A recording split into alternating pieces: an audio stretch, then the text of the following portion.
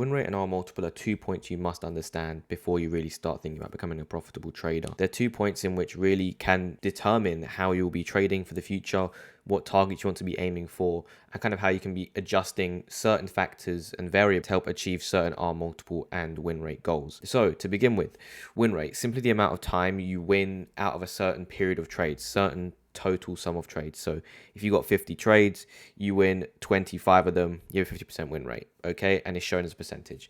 R multiple is how much did you make in comparison to how much you were willing to lose on any given trade. If you're looking to lose $20 on a trade and your correct risk management is all in place, and on that trade you end up making $40, that is a 2R trade, okay? Because you've made 2 times what you had intended to potentially lose on that trade, okay? Because you won 40 in comparison to 20. 40 divided by 20 is 2. 2 over 1 is your R multiple in that case. So hopefully that makes sense. And again, this is obviously you get a final R, which is determined by one specific trade. What's your final R on the trade, on the day, on the week, on the month, from that period. Or you can have what's your average R over a period of of trades or a period of strategies. What's your average R in that scenario? So that is the kind of basics to it. We're going to be going into the misconceptions of R multiple and win rate, a few tips and tricks on how to kind of use this to benefit your own psychology, and kind of going for other general tips and tricks and other misconceptions that I see people go through and kind of breaking it down from there. So let's go. So before we get into things too much into detail, just some common misconceptions I see generally within the trading society and community is that a lot of people are aiming for a high win rate, especially from people that I start teaching out, right? You know, they start off understanding that they wanted a high win rate, and then we kind of bring that down. I mean, not to say this is a bad thing at all, by the way. This is what I'm trying to get at. This is not a bad thing. I'm just saying for newer traders to only aim for this and think this is the only way to become profitable, I don't think that's the right way to be thinking about trading, okay? Why do people kind of aim for this? Well, what happens is they get into a trade, it's winning, they move their stop to break even, okay?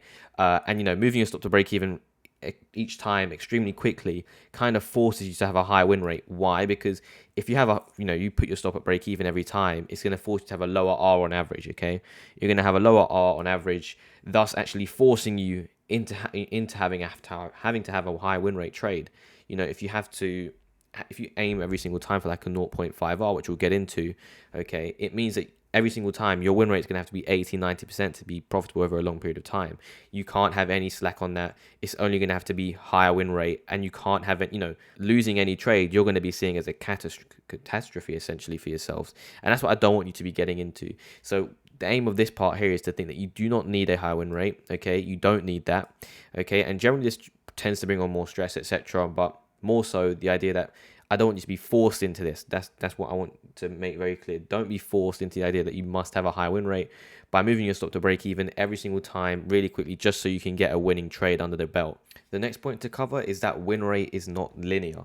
Now, what I mean by that is win rate, essentially, if you have a 50% win rate, like I'm discussing here in the writing, and you take 10 trades, right? You might not necessarily win 5, lose 5, okay? In a similar fashion that you've got a pound coin, for example, or a coin in the US, I don't know what it is. You flip the coin, heads or tails, right?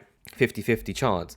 That doesn't mean over the course of 10 coin flips, you're going to land heads 5 times, tails 5 times. You might, in that period, you might still land 8.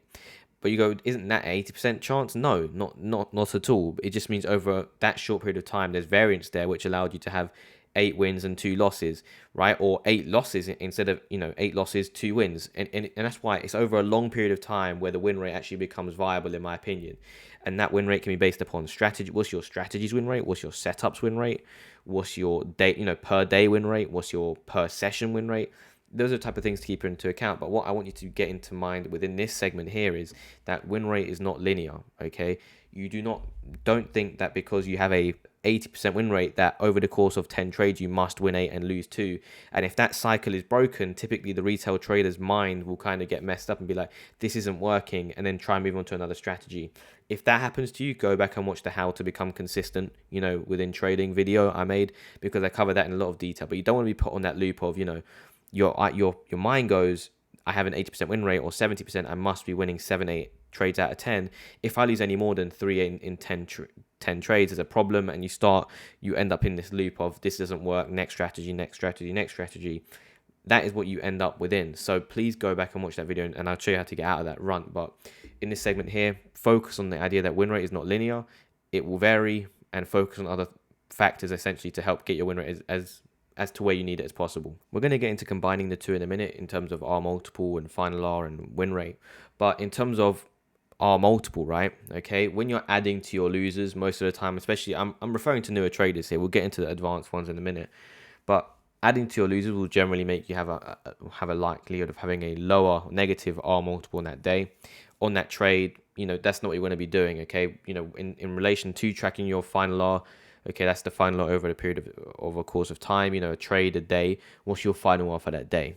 Now, how is that calculated? Well, let's say you take a trade where you risk 1.5% of your account, okay, and let's say that's $30. You win a trade, you win a 2R trade, that's $60.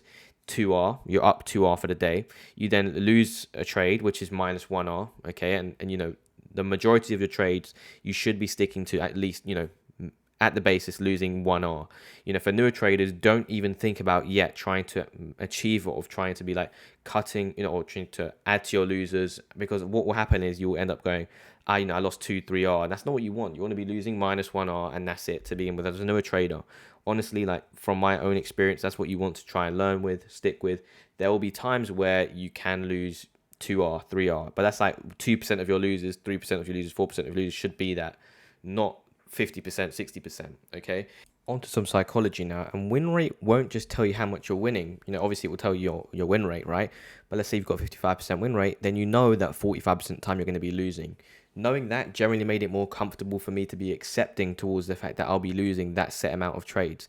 That doesn't mean I wasn't aware of the fact that I may lose a string of trades, which we'll get onto later, but just knowing the fact of how much I would be losing made the aspect of losing a bit more comfortable to me at the time, okay?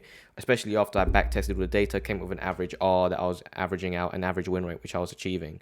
So just knowing that might find it a bit more easy for you in terms of the psychology aspect of things.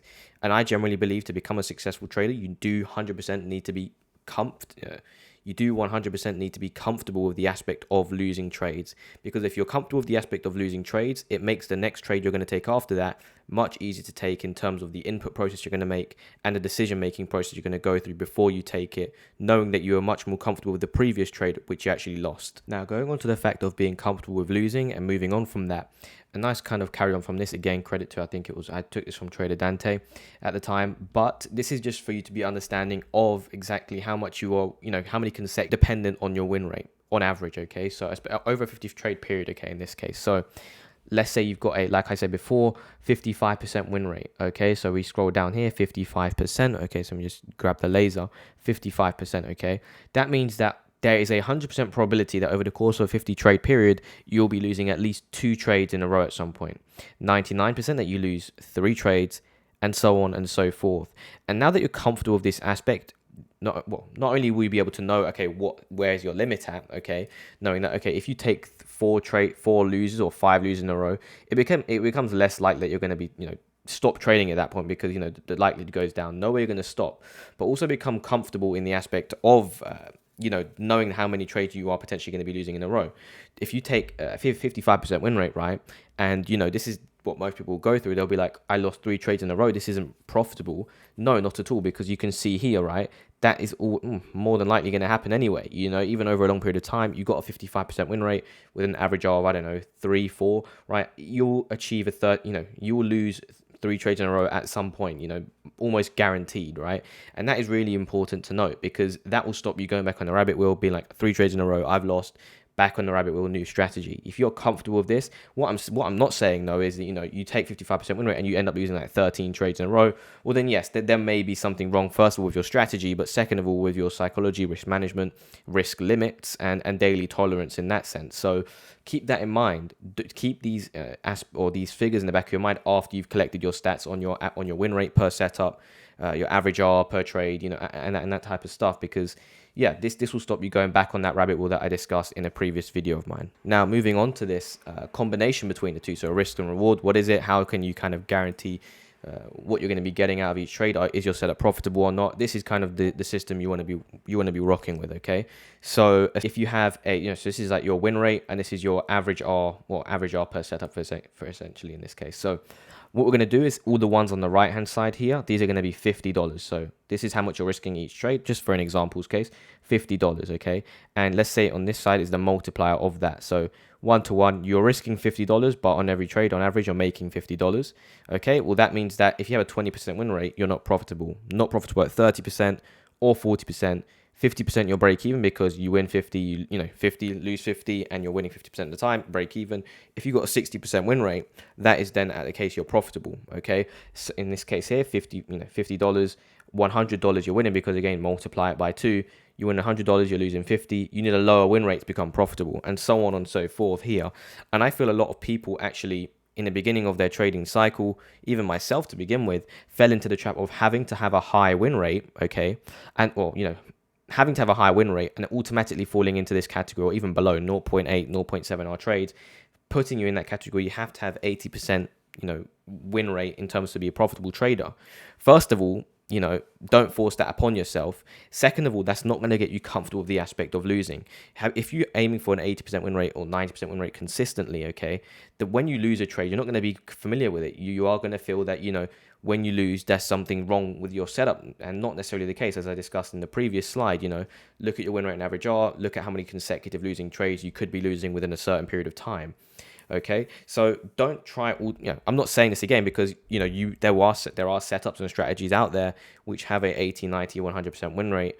100%, I wouldn't say so, but below that, yes, and towards the higher echelons of things. Okay, and don't try fall into that so much. I think that's something to begin with is not going to be achievable, to be honest, unless you found something extremely great, but it's going to ultimately put you in this field, getting you taking profits extremely quickly, and then moving your stop to break even, and having to always achieve that high win rate.